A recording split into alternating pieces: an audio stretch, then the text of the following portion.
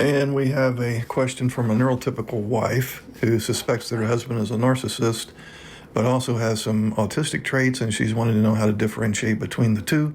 So I will say that NPD, narcissistic personality disorder, and ASD do have some significant overlap. So it is kind of difficult to understand which is which. So one area of overlap would be social interaction problems. The person with NPD and the person with ASD both face challenges in social situations. The person with NPD, though, their difficulty emerges from a lack of empathy and an intense focus on themselves. And that usually results in some very shallow, superficial social interactions. Now, on the other hand, the person with ASD usually wants to engage socially, but often struggles to interpret social cues, body language, voice inflection, and so on, and that can lead to an awkward or unintended interaction. So, in both cases, there is some social interaction difficulties. Another area of overlap would be repetitive behaviors and routines. And as most of you know, repetitive behaviors are commonly associated with ASD. For example, specific rituals, routines, special interests, and so on. Now, although NPD is not characterized by repetitive behaviors in the same way, people with NPD often exhibit patterns in their interactions, such as consistently seeking admiration or responding defensively to perceived slights. So there you have another overlap where the person with ASD is usually has low self-esteem, and the person with NPD also has low self-esteem, but for different reasons. And they behave differently based on the low self-esteem. So that's really an additional overlap area, the low self-esteem and the being real defensive to perceived slights. We also have communication barriers. Both conditions can exhibit challenges in communication. People with NPD often dominate conversations with self-focused narratives, and they respond poorly to others' contributions to the conversation. Now let's contrast that with ASD. The person with ASD often faces difficulties in initiating or sustaining conversations due to anxiety in social situations or challenges in understanding what to say or how to respond. So in both cases, we have a communication barrier. And again, from the outside looking in, there's not a whole lot of difference between NPD and ASD. So understanding the difference between the two is obviously a challenge, and you're only going to know if somebody is a narcissist versus autistic. You're only going to know if they go get an assessment to find out. So let's look at the underlying nature and development of the two. NPD is primarily viewed as a personality disorder that develops during late adolescence or early adulthood, and it's often shaped by complex interactions of genetic, environmental, and psychological factors. Now, on the other hand, ASD is recognized as a neurodevelopmental disorder, typically manifested in early childhood with evident developmental differences in social, communicative, and behavioral traits. So you can see some similarity there. Let's look at empathy and emotional processing in the two of them, NPD and ASD. A defining characteristic of NPD is the significant deficit in empathy. So people that are narcissists, they struggle to recognize or care about the feelings and needs of others, and this can lead to relationships where the person with NPD exploits the other person. Now, in a significant contrast here, people with ASD often feel empathy, but they may not know how to effectively express it or understand its implications in social situations, and this can lead to non-typical but genuine emotional responses. So you have a huge disparity between NPD and ASD when it comes to empathy and emotional processing. Let's look at the motivation behind social interactions between the two. The motivations for social interactions differ markedly between the two disorders. For example, those with NPD often seek interactions primarily for validation and admiration, and they use relationships as a means to bolster their self-esteem. Now, again, In a huge contrast, people with ASD often desire social connections, but they may experience frustration due to the overwhelming nature of social norms and expectations, and as a result, they find interactions challenging rather than fulfilling. Let's now look at reactions to criticism.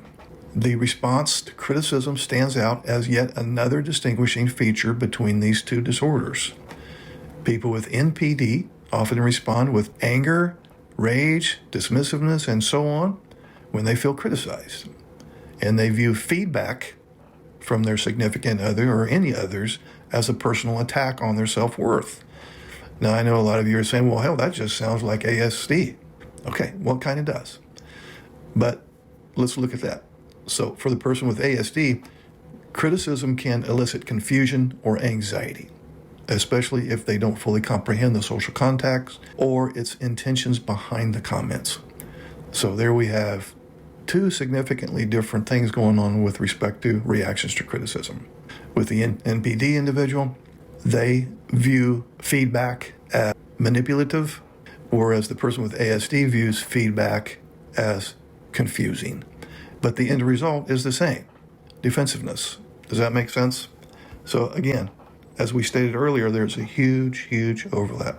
Okay, and we have another question from another NT wife, and she's wanting to know how she can tell if her ASD husband experienced childhood trauma or not. Well, one of the most immediate indicators of unresolved childhood trauma could be noticeable shifts in your husband's behavior. For example, if he seems to oscillate between emotional highs and lows, or if he frequently responds to little minor irritations with unexpected anger or frustration or explosions, that could be an indicator of some childhood trauma. Childhood trauma can severely impede a person's ability to connect intimately. So if your husband appears hesitant or uncomfortable with emotional closeness, whether it's sharing feelings or engaging in physical affection, that could indicate fears stemming from past traumas. It can often manifest as avoiding deep conversations or disengaging during intimate moments. There's also going to be some trust issues going on. An essential foundation of any relationship, of course, is trust, which can be significantly compromised by childhood trauma. So if your husband regularly exhibits suspicion toward your intentions or seems reluctant to trust even those closest to him, it may reflect a protective response shaped by earlier experiences of betrayal or neglect. We also have unhealthy coping mechanisms. So observe how your husband deals with stress and adversity. Adults who have faced trauma often resort to maladaptive coping strategies. For example, he may find himself turning to alcohol or drugs as a way to escape emotional pain. Sometimes he may turn to pornography, or he may engage in avoidance behaviors such as procrastination or isolating himself. We also have reactions to conflict. You want to take note of your husband's responses during disagreements. If he tends to become excessively defensive, resorts to silence, or retaliates with disproportionate reactions to what seems like minor issues to you, this could indicate deeper psychological wounds from the past. For example, a simple disagreement about chores may escalate into a full-blown argument. We also have recurring nightmares or anxiety symptoms. Trauma can manifest not only in waking life, but also permeate sleep patterns. So if your husband frequently experiences nightmares or exhibits symptoms of anxiety, for example, restlessness, excessive worrying, panic attacks, stimming, and so on, this could be a sign that he is subconsciously revisiting troubling memories. So this is not obviously a formal assessment for childhood trauma, but if your husband is experiencing all the things that I just mentioned, then it's likely that that's a possibility. And we have another question from a husband on the autism spectrum. He says that his neurotypical wife has some serious trust issues. She's very untrusting of me, and he's wanting to know some reasons for that. Well, I'd have to talk to her and pick her brain before I could answer that accurately, but I can tell you what I run into a lot. So for the ASD husbands out there who feel like their NT wife does not trust them, here's some reasons for that. One reason would be past experiences of betrayal. So if your wife has been hurt in previous relationships by infidelity or dishonesty, those painful memories can resurface and can cause some distrust. Behavior inconsistency would be another big one. So if your demeanor changes a lot, perhaps you're affectionate one day and distant the next, this inconsistency will confuse her and will lead to feelings of insecurity about your commitment to the marriage. We would have poor communication as another issue. When important feelings or thoughts are not communicated effectively, misunderstandings arise, of course.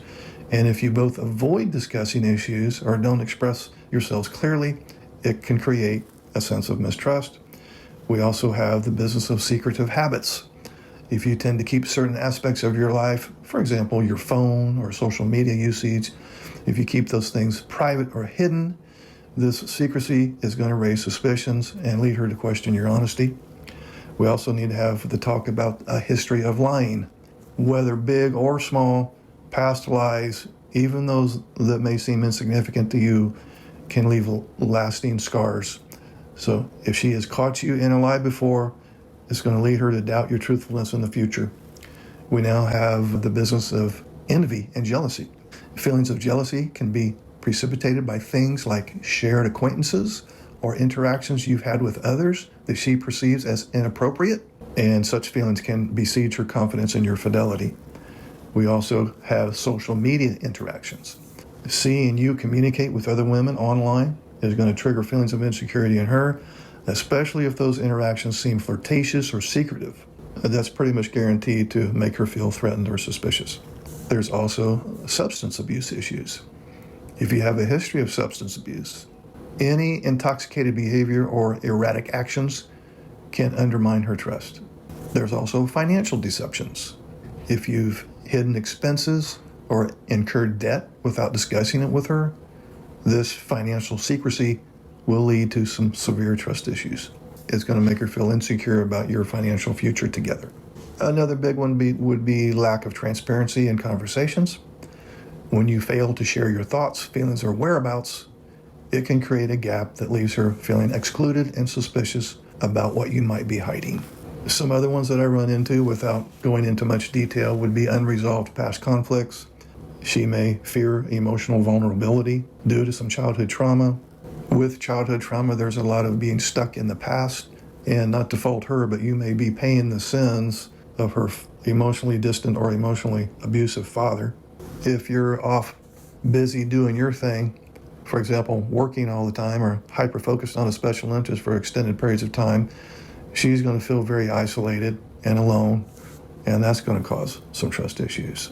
She's also going to feel undervalued if you're so busy with work and other things that you don't have time to pay attention to her. So there you go. Those are the ones that I run into the most, and the solution lies in the problem. In other words, the first thing I mentioned was past experiences of betrayal. So if your wife's been hurt by previous relationships of infidelity or dishonesty, then you know what to do with that. That is, I need to be faithful and honest with my wife. As I described the different reasons for trust issues, I'm assuming you can surmise what would be a potential solution based on the problem. Okay. Would you like to schedule a paid private coaching session? This will be in the form of a face-to-face Zoom call. Underneath any of my videos, you'll see this Calendly link. If you click on that link, it'll open up my calendar. You can pick the available days and times that works for your schedule. You'll get a follow-up email immediately after purchasing a session that will have the Zoom link that coincides with the day and time that you picked. I will get an email too that you scheduled a session, and I will be available on that exact day and time, and we will talk. I look forward to working with you. If you are in a neurodiverse marriage where one spouse is autistic and the other one is not, and you've been struggling for years and years, and you're kind of sick and tired of the routine, talk to me. Use me as your personal coach. I have groups, and I keep these groups small so that you can get a lot of one-on-one attention. I have 3 Q&A groups, one for ASD husbands, one for neurotypical wives, and I have a couples group where both spouses can attend. I also have 2 instructional groups, Cassandra Syndrome Recovery Group, to help you cultivate some strategies to recover from years of emotional deprivation, and the Men's Masterclass, in which we take a deep dive on developing social skills and emotional literacy in the context of the neurodiverse marriage. We meet 1 hour a week for 4 weeks. So how much longer are you willing to wait?